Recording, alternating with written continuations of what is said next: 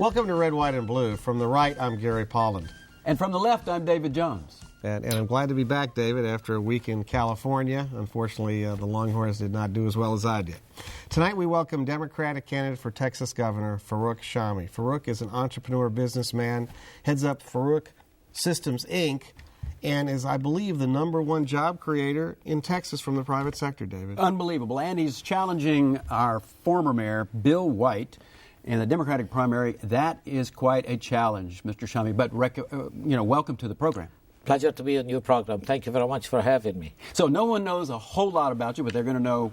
Well, actually, I would say 96% of the women in the state of Texas, they know me. The men maybe don't, but the women use my product, Chi, and buy silk. So I'm known as the Chi Man. If you say the Chi Man, women know me. Men maybe know, they don't, but they pay for it. Well, that's a start. Now, your beginnings in this world, however, were in Ramallah on the West Bank. That's where I was born, yes, sir. That's right. So we want to try to assess your political involvement and whether it started there and whether or not you were at all interested in the leadership demonstrated by the great hero of the Palestinian people, Mr. Arafat, whether or not you would be in making any effort to be the type of leader that he was. You're going way too far. I don't have a choice where I was born. I came to the United States of America as a young man with $71 to go to college. That was 44 years ago. I never had a political career. I always have a business career. And that's why I'm running as a businessman. Well, who are your heroes in political life? Who have you been close to that you think best demonstrates the Farouk Shami type of leadership? President Clinton, President Obama, definitely. All right. And last question about politics. Why is it that in August of last year, when you went to Rick Perry's website, there you are, a video promoting the job creation business of the state of Texas under the leadership of Rick Perry? Well, actually, on July the 30th, I moved over 1,000 jobs from South Korea and from China to Houston, Texas. So I invited all the political arena in the state of Texas, including the mayor at that time and the governor at the time as well.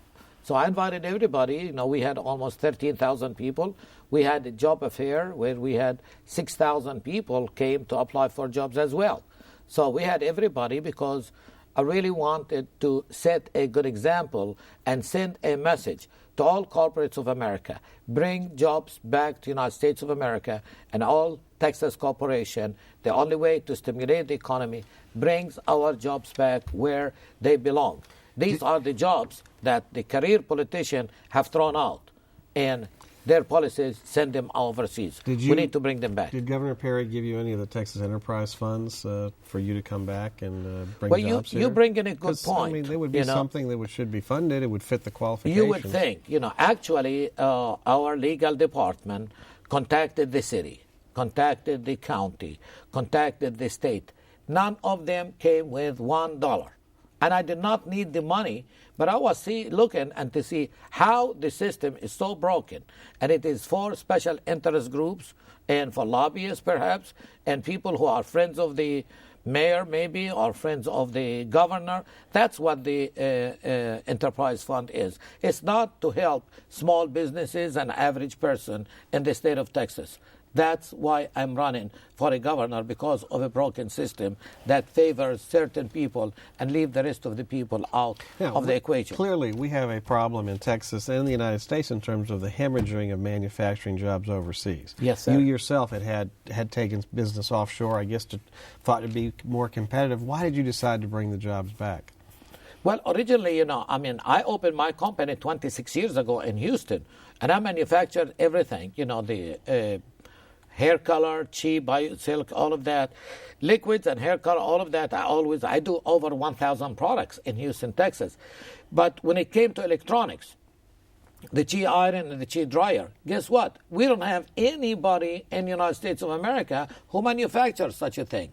So where was the choice? Go to Japan, go to South Korea, go to China, and there I went. Now, I realize the only way to stimulate the economy is really have our jobs back. And thank God I've been able to break the myth that we cannot compete with China and we cannot compete with Korea. Yes, we can.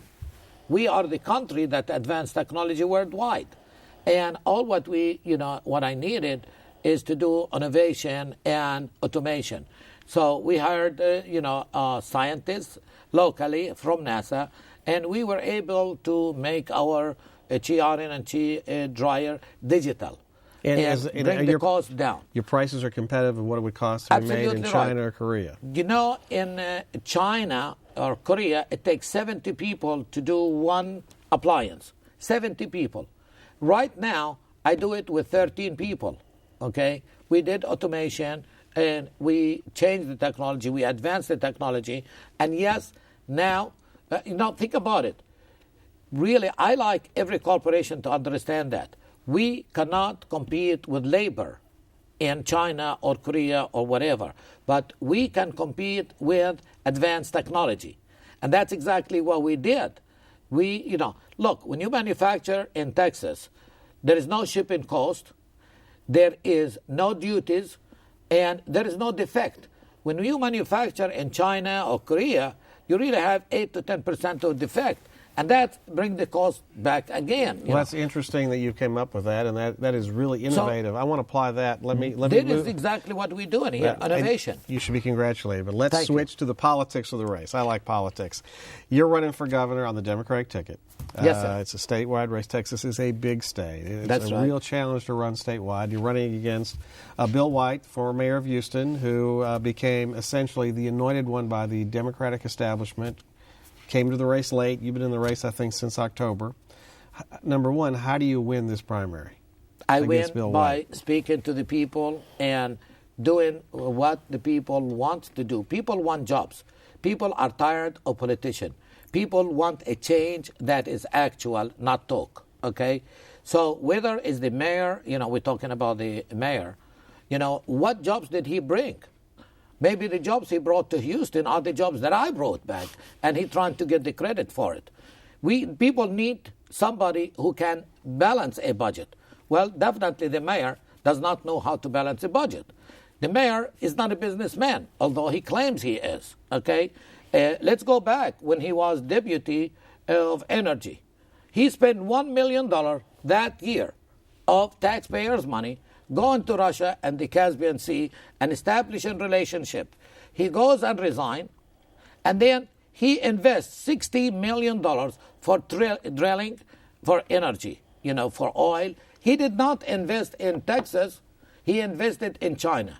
And he was such a great businessman that he lost the $60 million in 1 year. I'm sure everybody's lost money. The company went I'm sure bankrupt. everybody's lost money, but the question is not whether or not you're going to be the technology advisor in the state of Texas. The question is, are you going to be a political leader, which means you are going to find a majority of Texans. And by the way, Texas is full of people who are barely literate, all right, who are voting many times on the basis of skin color, and even in the Republican primary on the basis of faith. And that's a Christian faith, not the one that you ascribe to. So how is it that you penetrate the marketplace of ideas held by the majority of Texans who are prejudiced in that way and voting in those patterns? They vote for people named White who are white. Let me tell you, the people who are prejudiced are the political leaders only. And those people and politics are, yes, they are prejudiced. But the people of Texas are not prejudiced. People are into new thinking. And the majority are minority in the state of Texas. And people are tired of corrupted politicians. They want a change, and they want a businessman who does not a political career. People don't care about name. Look, my name is Farouk Shami. What is the name of our president? Barack Hussein Obama. How strange is that? He was, he grew up in unconventional, manner. So maybe I match. Maybe Texas needs a new Obama. I am the new Obama for the state of Texas. People are tired of the status quo.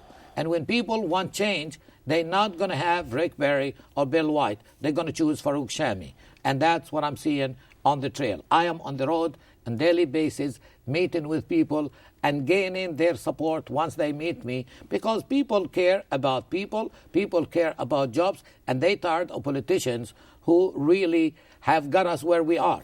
Do you think the people wants to vote again for the same people who got us in a recession? We will be in a depression.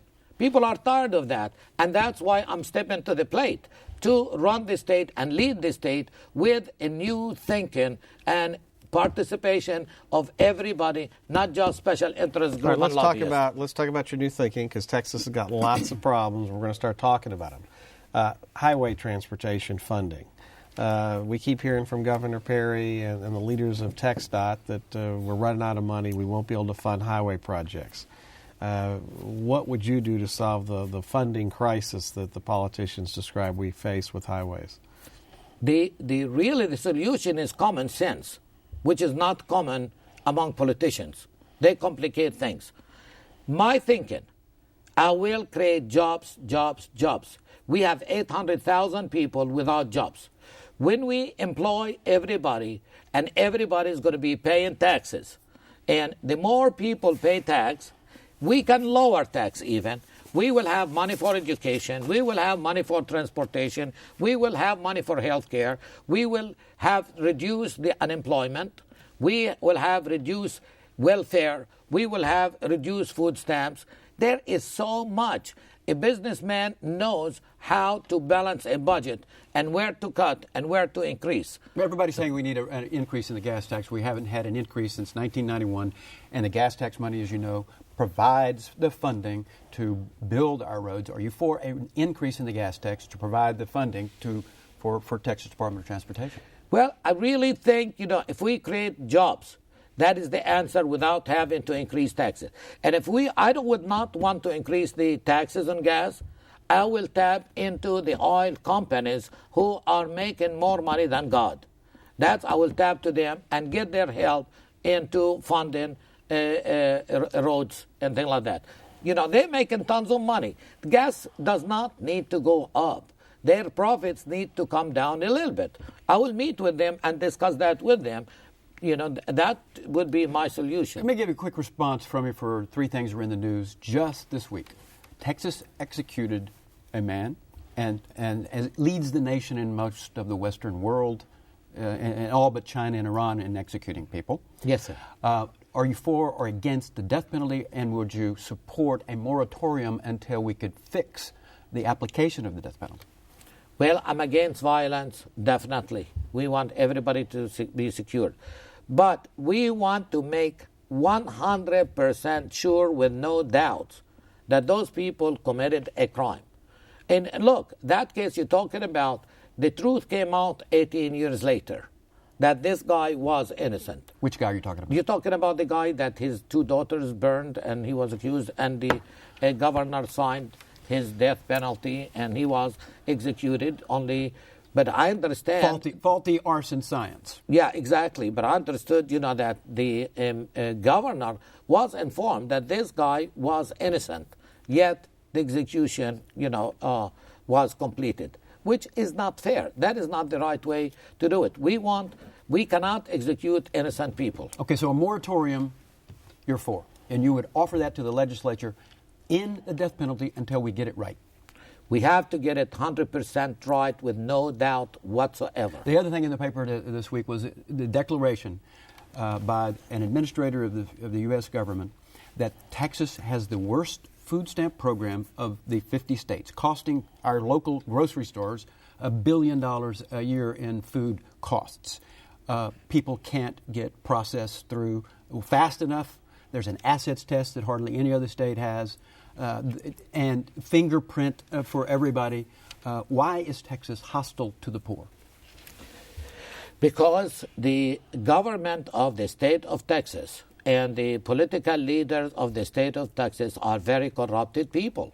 So the whole system is corrupted, absolutely. Why do you think I'm running for a governor? To correct things. I'm not a career politician, I'm a businessman.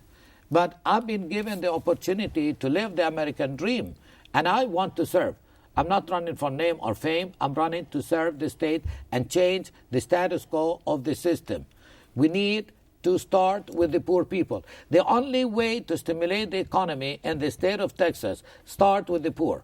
I have a program right now, and I will be executing that, within, a couple of weeks.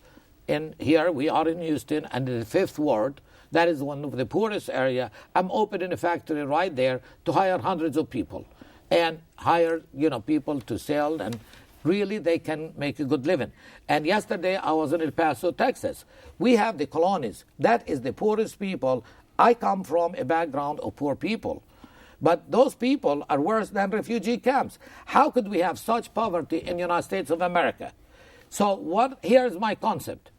We need green energy. Everybody talks about it. I'm going to put it into action. I will be opening, the first factory is opening in El Paso, where we hire thousands of people of the colonies, the poorest people. We are going to manufacture solar panels, and I met with the community college there, and we're going to do that all over the state. In poor areas, we will open factories to manufacture solar panels, and with community college, we will get those people who are trained and give them the job to install those panels.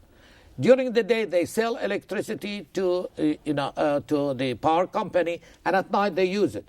We're not going to charge those people $1.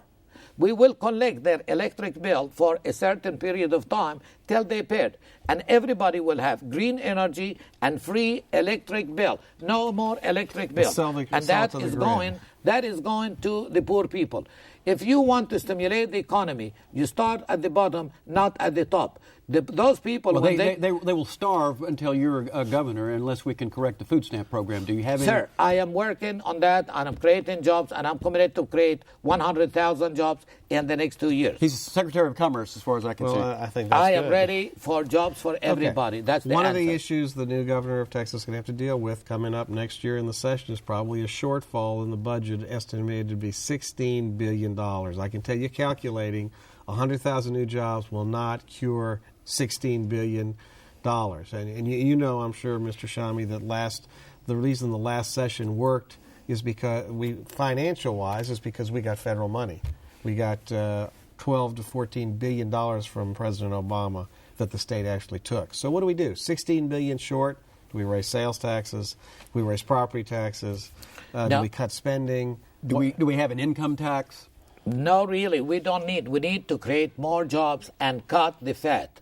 Cut the fat and cut the waste and cut the money going under the table to the pockets of certain people. That's what we need to do. When we don't need to borrow money. We can balance the budget. Let's take it as individuals. Anybody who makes an income of $50,000 a year, they live within their means. They don't spend $100,000 if your income is $50,000. So we have to balance a budget. Whatever we have the budget, that budget have to stay. Well, you're a rich man. You're a rich man. If everybody would tax people in your tax bracket, an additional 4%, a state income tax, people in your bracket, we would bring in probably, $1 billion, $2-3 billion. I mean, are you still be short? Are you not for asking the people of wealth in this state to contribute something beyond just the sales tax and the same tax rate that they pay on their property that the plumbers pay? You know what? I will go after the big corporation who are sending their money offshore not to pay taxes in the state of Texas. Okay? You never want to raise taxes. People are already taxed to death, and we pay that after death, of course. Okay? We can lower tax if we create jobs and we organize a government, that does not waste the money. It is too much waste, it's too much fat. You need to look at the budget as a business person and see what is urgent and what is not urgent and delay it. Have you looked at anything in the state budget that you think is fraud, waste, abuse, or fat that you'd like to get rid of? I did not look into the details, but I think we have too much government, one thing, because, like you're talking about food stamp, or you're talking about enterprise fund, or you talk anybody who wants help from the state. You have to go through so many layers of people to get to an answer of no. That is not a government that's serving the people. Why do we have so much government and so employees of government if they're not serving the people? Fire half of those people. We don't need the middle management. Well, there you go, David. Now, there is an answer of how to balance the state budget. Fire Okay. half Fire the state people. I mean, employees. Absolutely, Maybe who a are good not idea. doing their job. Yeah, There is that extra fat. We need to get it out. Anybody who runs in the Democratic primary has to address three issues, for the most part, among the primary voters, not people who vote where Gary is. one of them is, would you support in the legislature having civil unions for people of the same sex so that they can have some legal contract provided for them so that they can provide for themselves and their families? Civil union. You for that? Yes, I am for that. I am not to take any rights from any human being. God created them this way. They want to do this way. They want to get married. They deserve to suffer as well. So let them do it, okay? All right. That okay. is their right. Equal opportunity That's right. suffering. Next one is, of course, Democrats is a pro-choice primary. They believe in the constitutional ruling of Roe versus Wade. Are you Yes, sir. supportive of that, or would you call yourself a pro-life person? Well, I am both, okay? There is a certain time that we have to have pro-choice. If somebody's raped, if somebody's this, that is a woman decision. But I believe after the baby is grown and a few months, it should not happen, But yes, I am pro-choice to a certain extent. He Not opposes all the way. late-term abortions, Yeah. David. Right. Yes, sir, I That's do. what I'm understanding. Yes, sir. Lastly, the State Board of Education is meeting and talking about what type of textbooks Texas is going to be providing, and some of their membership want to make sure that a concept called American exceptionalism, which is going to include instructions on the Christian faith, are part of our textbooks. Do you support using religion in that way through our textbooks? I do support very strongly that we need to teach our kids in schools how all the great religion as a history subject. Definitely, we need to learn about each other. We have so many faiths, so many races, so many origins. And to understand each other and accept the tolerance, we need to understand the other people, religion and faith, and respect it. Not to label people that this is a Muslim, he has to be a terrorist, this is Catholic, he's good, and this is Jewish, he's not, or this or that. It's all religion is one God. And we need to really teach people about each other so we can accept each other. So I am for teaching all religion that are in the state of Texas, not just one religion. Well, in the material you gave us, you identified yourself as a Muslim Quaker. Which one is that? I was born in the land of Abraham, the land that believes in Moses, believes in Jesus, believes in Muhammad, and it's all one God. I went to a Quaker school. I go to synagogue, I go to church, and I go to mosque. Okay? I am believing in the same God that everybody believes. I respect all religions. And I am not running, I'm running for a governor, not for a religious position. I am an American. My religion is America. An American religion is all religions. An acceptance of all religion and tolerance of all religions. Okay, I wanted to ask you, and we're getting close to the end, Farouk, but I want to ask you about education because Yes, sir. Among minorities in Texas, the dropout rate exceeds 50%. And as a businessman, hiring people, you don't want to hire people that don't have any education because they can't do these high-tech jobs that you're hiring people for, and you're not any different than any other business in Texas. What are we going to do? Do you have any ideas on how we solve this critical dropout problem? Oh, absolutely right. I have, a good program for that. Because at one time I was a school teacher. Myself, my two brothers are professors. My father was in charge of adult education for the whole country. So education is the key to success. And definitely for us to be able to compete in the global economy, we need to improve and reform education. Our education is terrible at this point. We had lost the focus on that. But that is all related to economy as well. Think of, where are the dropouts? Among the poor people, among minorities. Those people, lots of times, a single mother. And the kid have to drop out of school at 13, 14 years old to have another job, to help the mother that having 2 jobs to pay the mortgage or to pay the electric bill. We need to really have good paying jobs, and we need to raise the minimum wages so an American family can face and go to school. We need to, education is now supported by property taxes. If we have more jobs and more people, paying taxes, and look, we're supposed to spend 50% of our budget on education. What are we spending? 31 right now. We are not funding education. We are spending more on jails than on students. Is a serious point. Okay, and we are spending Farouk Shami, $52,000 on each we are inmate. very happy that you're right came here. about that. Thank you. Thank you for being here today. My pleasure. Come back and see us. Thank you, sir. You can see a follow-up discussion of tonight's show by visiting us at Red, White, and Blue at HoustonPBS.org is that website, so check that out. And until next time, get informed and get active.